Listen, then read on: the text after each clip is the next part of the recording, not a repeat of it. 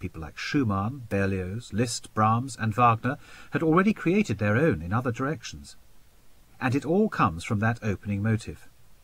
Perhaps a better description would be a motto theme. Much of the power there comes from the trombones stabbing against the rhythmic flow, chiming with the bassoons and clarinets with increasing insistence under that awesome wailing.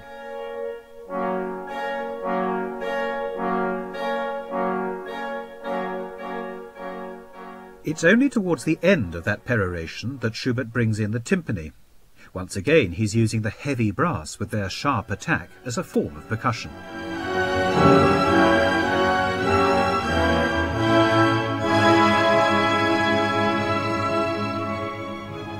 We may have reached a climax, but yet again Schubert fills the air with doubt. We can't be home yet, we're in the wrong key, and the music just seems to mark time.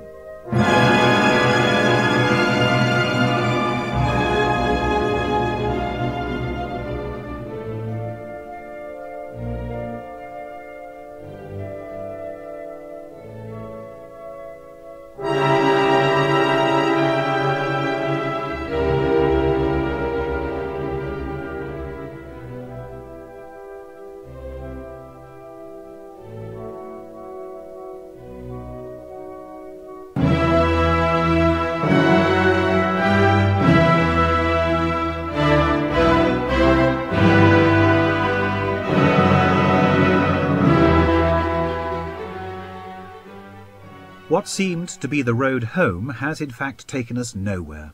We're back exactly where we began that section, in E minor. Once again, we've been thrown off course, and that's what makes this movement so mysterious, so disturbing.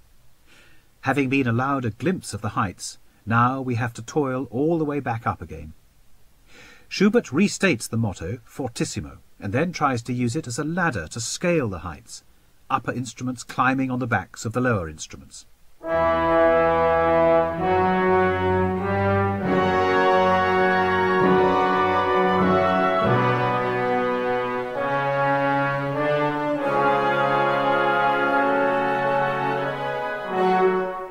But while all that's going on, a rushing accompaniment in the strings sounds like rain whipping the climbers' faces.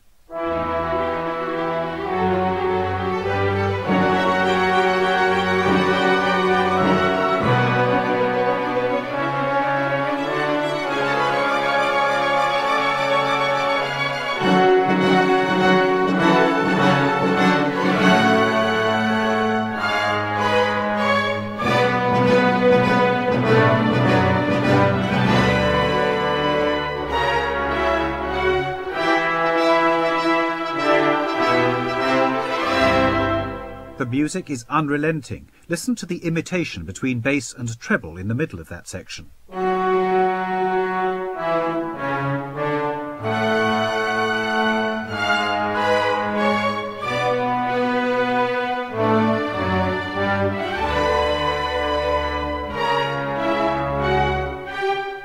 And what's the seed of this combat? It's the second half of the motto theme.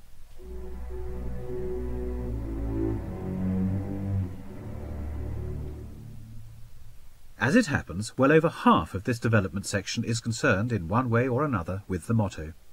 Having posed its troubling questions at the very opening, it lay in abeyance, waiting for the argument to get going. And here, at least, those questions are never fully answered. Gradually the motto is broken down more and more until it eventually just dissolves. The music again just seems to pass time until the woodwind theme with its rustling accompaniment returns.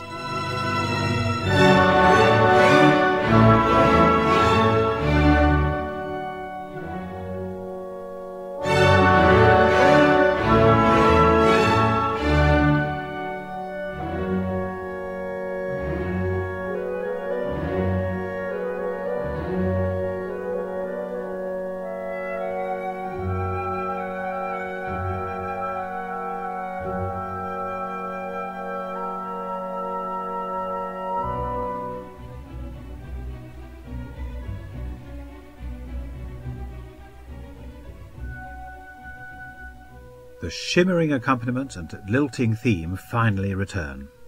There's no repeat of the full motto theme, though, and that's hardly surprising. We've heard so much of it during the development section, it would be impossible to bring it back now.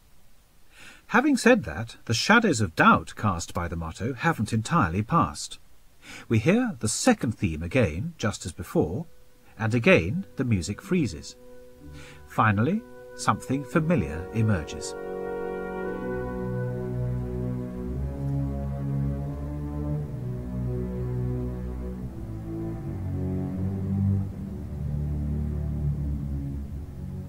The motto returns in full. Bright sunlight gives way to darkness. The optimistic major key has given way to the grim world of the minor. Uncertainty returns. The motto saturates the music, eventually rising to a pitch of hysteria unheard in music up to then.